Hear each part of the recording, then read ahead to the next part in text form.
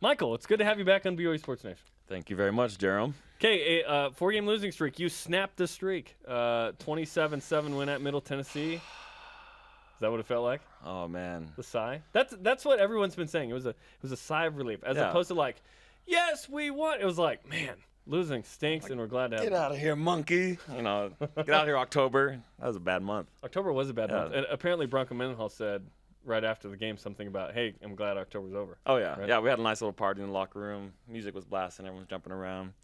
The chant, new nickname by the way, Sack Nasty. Sack Nasty, Teu Kautai, a.k.a. Sack Nasty. We asked him what his nickname was, and he didn't tell us on Tuesday, so that's good to know. Oops. Well, there it is. Coach Mendenhall calls him Sack Master. Yeah. You get 3 in a game. He might have heard the chant Sack Nasty and mistaken it for Sack Master though. Oh, so I don't know did? if he like made it up himself or if he just misheard what the guys were calling. That's like you play telephone at like a party or whatever, and like, oh, Sack Nasty Master. It's different. Yeah. But all the middle backers are in like the back of the locker room together, like jumping in a little circle. Sack Nasty, Sack Nasty. And we're all like, That's what's awesome. going on over there, guys? The outsides are like, hey, what about us? What's going on? That's Bronson funny. had a sack. Yeah, exactly. Yeah. Speaking of Bronson Kafusi, so what's the deal there with him on D-line, linebacker? Who is this man? He's just the hybrid guy. I think they're just moving him back and forth, just using him where we need him. Situationally based on opposing personnel, it sounded like, right, and down in distance. Yeah, so nickel package, bring him on, put him on D end, and then we get essentially we have 3 outside linebackers on the field right there. Yeah. And then in base package we put him at will. I think a lot of people were excited about that because he's a D lineman that's been playing linebacker essentially. Right. And he's more experienced at D end, so I think that's why he excelled so much over there. Yeah. How about you? Did you enjoy the Middle Tennessee game? Yeah. You love it? Man, so I mean I feel like life, you're just gonna get a series of successes and failures and you grind through the failures, and with the successes you have to hold on to those pretty tightly and just cherish them. So I was just relishing in the moment. I felt like I just won the biggest game of the season just because and we're overcoming so much adversity and just hogwash is going on around us. I think it took a lot for our team to come out and play the way we did and play together the way we did. And the BYU fans showed up. What kind of reception did you get? Up in, where was it? Murfreesboro, Tennessee. Holy cow. There were more BYU fans there than Middle Tennessee State. That's amazing. Yeah. When did you realize that? Like, oh, we got a home game today. Right when we ran in the field, because we had our whole section just right on the right of the tunnel and behind us.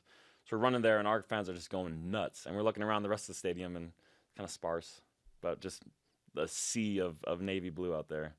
And these guys, we talked to them after the game. These guys drove for miles to be at that game. I heard that several thousand fans drove from Atlanta. That's just one story. Yeah. Just Atlanta, North Carolina, South Carolina. Talked to fans from all over. But I mean, we're coming off 4 losses. It was really cold that day, and these guys made it out there to support. Why are they supposed to show up at that game? Team. That's not the game to you know what I mean? But they were there, which was very cool. It's loyal, strong, and true. I loved it. It meant a lot to our team. Yeah, awesome. Spencer mentioned that there was just a tremendous reception. I know a lot of people went to a place that we had mentioned last week, Slick Pig, to go eat barbecue. Okay. How was it? He said it was good. Okay. He said it was good. I was in Provo doing the pregame, but he said it. I did not get any barbecue. So I've been to the South how many times with Texas and Tennessee? I haven't gotten any barbecue yet. What did you eat in Orlando? Anything good? I didn't get. Not that Orlando's known for its food, but I didn't Miami, get like any seafood or anything. No. Yeah. No. I looked at the game and I said, you know what, BYU should win this game. But going into that week, we were hearing things that it was like, hey, this is a tougher game than maybe you think. They have a really good offense. They have really good athletes. Yeah. So when you win, like people look at it and they go, hey, it's not Boise State or Nevada or whatever. But it didn't matter. You won by 20 on the road. I think that would have been the goal with Taysom Hill at the beginning of the season, right? I think so too. You did what you needed to do despite all the injuries. Yeah, absolutely. It didn't matter that you guys don't care that it's Middle Tennessee. No, not at all. Although that helped. But my question is, did it show that there was a different attitude on the field? Yes. Because I felt it, and I don't know if we let it show, but just from start to finish, our team was just more amped up to win that game. Why? The comparison, honestly, I would draw as a dog back into a corner. Just nowhere to go and desperation. Just desperation, and we kind of just came together as a team and just figured, you know what, guys, let's just go back to just playing this game and stop worrying about so many things. Another thing that a lot of people don't know is just great leadership. One gem that we had recently was we had Taysom come talk to the team, and it was good. It was great for us, but I think it was also good for him. I've had some season-ending injuries, and 2012 you broke your arm. Broke my arm. That was a big deal. Life-changing, and not in the good way in the beginning. And I like being a linebacker. I want to contribute any way I can, and I know Taysom is the same way. He's a competitor. He can't throw or run for us right now, but he's contributing off the field. And it was a player-only meeting. Taysom came and spoke to us and just fired us up. And I love that, we have two great leaders in Christian Stewart and Taysom Hill. They kind of had a role reversal because when Taysom was a starter, Christian was leading off the field in practice. And now Christian's a starter and Taysom's still trying to do his part, contribute any way he can. And that's just being a good team member.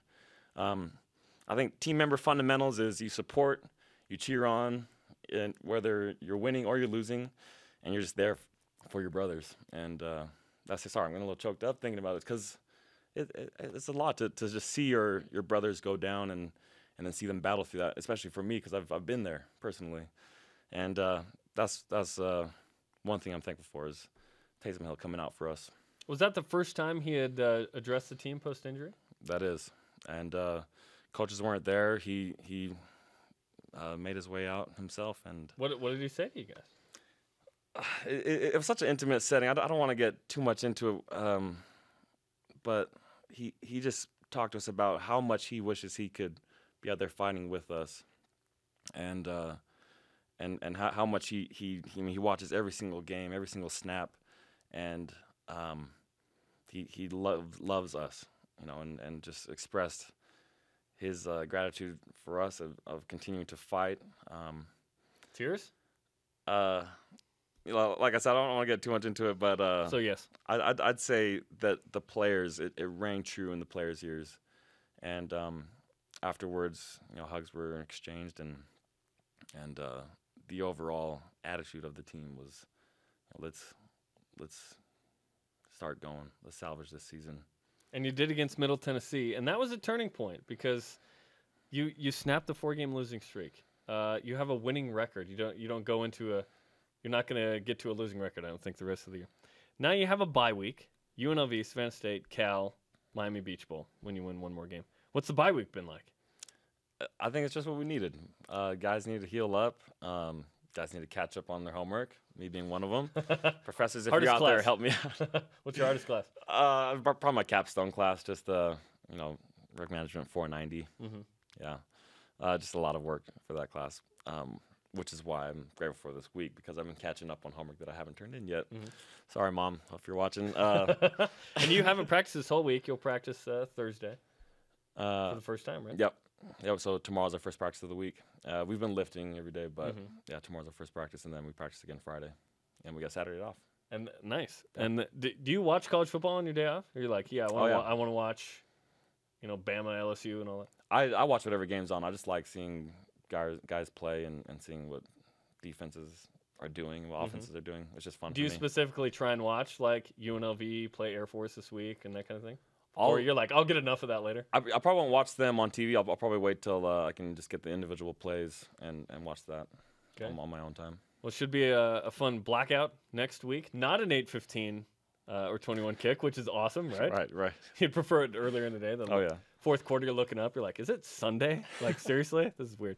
Yeah, we don't want to play on Sunday. We have bad experiences with that. Against Nevada, someone said that when the clock hit 12, Christian Stewart fumbled. Had you heard that? I have heard that. I think Waniunga might have tweeted that. Oh, if that's true, that's super weird, man. Super weird. But we appreciate you coming in this week and enjoy the bye week. We'll talk to you next week. Sounds good. Thanks, Jeremy.